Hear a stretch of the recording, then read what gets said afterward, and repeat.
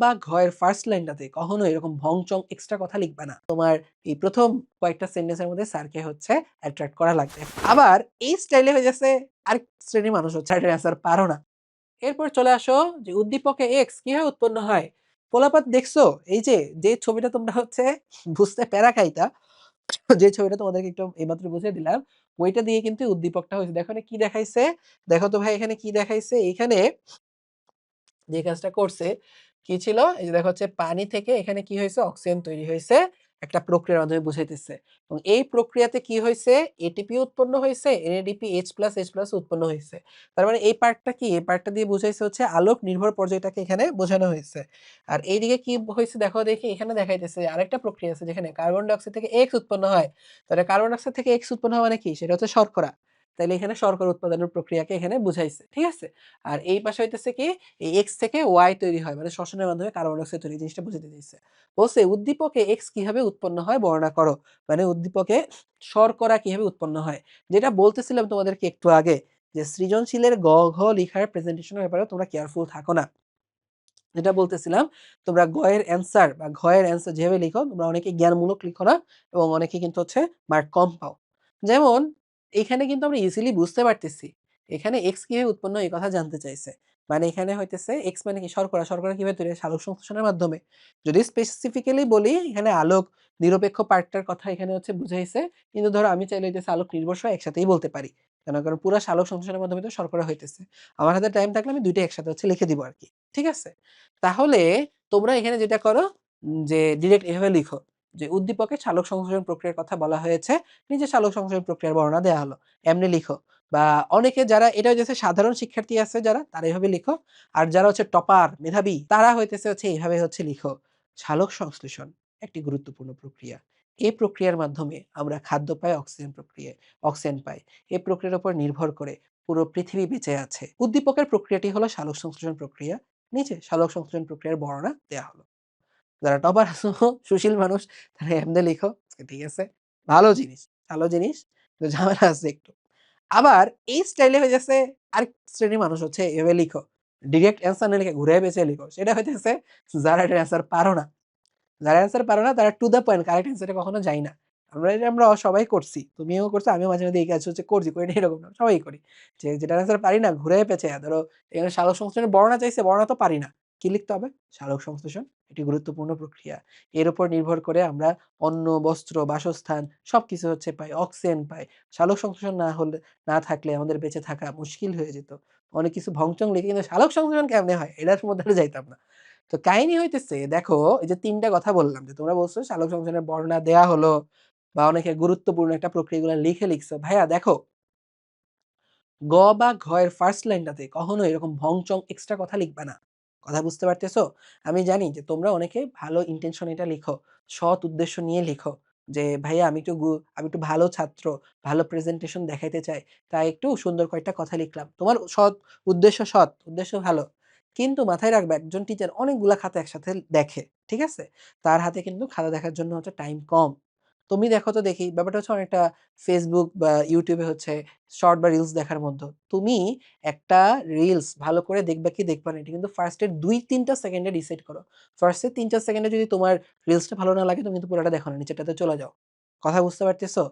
তো এখন তো হচ্ছে আমাদের স্যার ম্যাডামরাও হচ্ছে ধরো তোমার হচ্ছে খাতাটা যখন হচ্ছে দেখে তোমার কি করতে হবে? তখন তোমার এই ১ম কয়েকটা সেন্টেন্সের মধ্যে স্যারকে হচ্ছে অ্যাট্রাক্ট করা লাগবে। এখন তোমরা ভাবো সালোক সংশ্লেষণ একটা গুরুত্বপূর্ণ প্রক্রিয়া।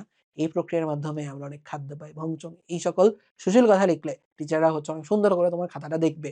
যে আরে এ তো অনেক ভালো মানুষ যেখানে পোলাপান লিখতেই পারতেছে না, এখানে অনেক কথা সুন্দর করে ভূমিকা লিখছে। কিন্তু দেখো তোমারে কিন্তু আমি মাত্রই বলছি আরেক শ্রেণীর মানুষ কিন্তু এভাবে ভূমিকা লিখে। যারা হইতেছে এটার উত্তর পারে না। তারা হইতেছে কি করে? মেইন পয়েন্টে না দিয়ে চারদিকে ঘুরে। তার লিখা লাগবে এটা কিন্তু সে এটা লিখে না। এটা সে তো পারে না। সে এক্সট্রা যা আছে সবকিছু লিখে। তো তুমি যখন শুরুতে এক্সট্রা কথা অনেক লিখো, টিচার ওই পার্টটাতে সামনে কি না কি লিখছে ও তো মেইন কথাতে যায় নাই। এর জন্য শুরুতে মেইন কথা লিখতে হয়।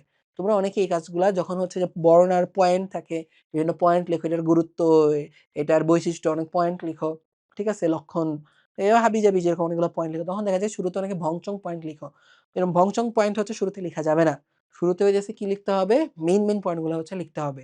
তুমি যদি হইতেছে হাবি-জাবি আজগুবি জিনিসপত্র শুরুতে লিখো, টিচার ধরে নেয় যে তুমি বাকি খাতা হচ্ছে এরকম, বাকিটা আর দেখতে চায় না। কথা বুঝতে পারছো? বা শুরুর দিকে যদি হচ্ছে ধরো তুমি পার্থক্যের ক্ষেত্রে গুরুত্বপূর্ণ মেইন পার্থক্যগুলো না লিখে ধরো আজগুবি জিনিসপত্র লিখছো, টিচার কিন্তু বাকিটা আর দেখতে চায় না।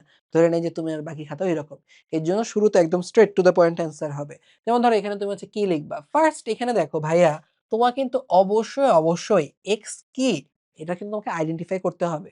যে উদ্দীপকে এক্স হলো শর্করা বা গ্লুকোজ, যা এরপরে তোমাকে হচ্ছে করতে হবে যে তুমি ফার্স্ট এক্সেলে আইডেন্টিফাই করছো যে এক্স জিনিসটা কি শর্করা বা গ্লুকোজ। তারপর কিভাবে উৎপন্ন হয়? এভাবে এক সেন্টেন্সে লিখে দিবা যে উদ্দীপকে এক্স হলো শর্করা বা গ্লুকোজ, যা সালোক সংশ্লেষণ প্রক্রিয়ার মাধ্যমে তৈরি হয়। এরপর তুমি লেখো যে নিচে সালোক সংশ্লেষণ প্রক্রিয়া বর্ণনা দেয়া হলো, দিয়ে দিলা। ঠিক আছে? তারপরে ধরো তুমি বললা যে সালোক সংশ্লেষণের যে প্রক্রিয়া যে ২ টা ধাপ আলোক নির্ভর, আলোক নিরপেক্ষ। ওটা তুমি হচ্ছে বর্ণনার মধ্যে হচ্ছে দিয়ে দিলা। যে আলোক নির্ভরও আছে, আলোক নিরপেক্ষ আছে। তুমি লিখে ফেললা। এরপরেও যদি তোমার হাতে দেখো একটা সৃজনশীলে গ বা খ লেখার জন্য তুমি কতক্ষণ টাইম পাও? তুমি টাইম পাও মোটামুটি ১০ থেকে ১২ মিনিট। এরপরেও যদি তোমার হাতে আরো টাইম থাকে, তাহলে তখন তুমি কি করবা? ওই যে সালোক সংশ্লেষণ একটি গুরুত্বপূর্ণ প্রক্রিয়া। এর মাধ্যমে আমরা খাদ্য পাই, অন্ন পাই, বাসস্থান পাই, বস্ত্র পাই, অক্সিজেন পাই। সালোক সংশ্লেষণ না থাকলে আমাদের অনেক কষ্ট হতো। আমরা বেঁচে থাকতে পারতাম না।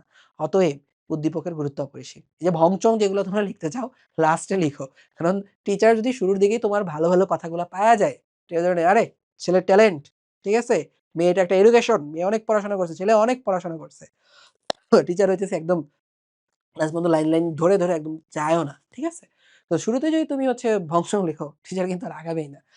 তো এই বিষয়গুলো মাথায় রাখবা। মাথায় রেখে হচ্ছে পরীক্ষাতে অ্যান্সার করবা এবং যারা হইতেছে এটার পাশাপাশি ধরো যদি কেউ এটা বলতেছিলাম এই ছবিটা আঁকতে পারো, এই সৃজনশীল বা সালোক সংশ্লেষণ বর্ণনাতে যারা এই ছবিটা আঁকতে পারবা, মানে একদম কোপাকোপ নাম্বার পাবা।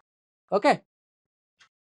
চলো, চলে যাই হচ্ছে আমরা পরে। বলছে উদ্দীপকের কিউ অঙ্গাণুটি কিভাবে শর্করা তৈরি করে বর্ণনা করো। উদ্দীপকের কিউ অঙ্গাণুটি কিভাবে শর্করা তৈরি করে সেটা হচ্ছে বর্ণনা করো। তাইলে বলো তো দেখি তোমরা এই প্রশ্নের উত্তর কিভাবে দিবা? চিন্তা করো তো। ভিডিওটা পজ করো, পজ করে চিন্তা করো। আমি তো এখন বলবোই। ঠিক আছে? আর কি চিন্তা করছো আমাদের কিন্তু কমেন্ট করে জানাও যে ভাই আমরা এরকম চিন্তা করছিলাম বা ভাই এভাবেও লেখা যায় কিনা আমাদেরকে জানাও। তাহলে ফার্স্টে তুমি কি করতে হবে যে উদ্দীপকের এটা কিন্তু তোমরা কিন্তু জানো যে কিভাবে শর্করা তৈরি করে? শর্করা তৈরি করে হচ্ছে সালোক সংশ্লেষণের মাধ্যমে, তাই না? অনেকে এটাই ওই যে আবার আগের মতো এটা করা যাবে না। কি করতে হবে? চিত্রের কিউ অঙ্গাণুটি হলো প্লাস্টিড যা সালোক সংশ্লেষণের মাধ্যমে শর্করা তৈরি করে। এরপর তুমি বর্ণনা দাও। ফার্স্ট লাইনগুলা একদম স্পেসিফিক টু দ্য পয়েন্ট ভাইয়া হওয়া লাগবে। এরপর কি করবা? আলোক নির্ভর, আলোক নিরপেক্ষের হচ্ছে বর্ণনা দিয়ে দাও। তোমার কিন্তু অ্যান্সার হয়ে গেল। তো এটা আর তোমাদেরকে ধরে বলার কিছু নাই। ছবিও পারলে ওইটা এঁকে দিও। ইনশাআল্লাহ ফুল মার্কস পেয়ে যাবা।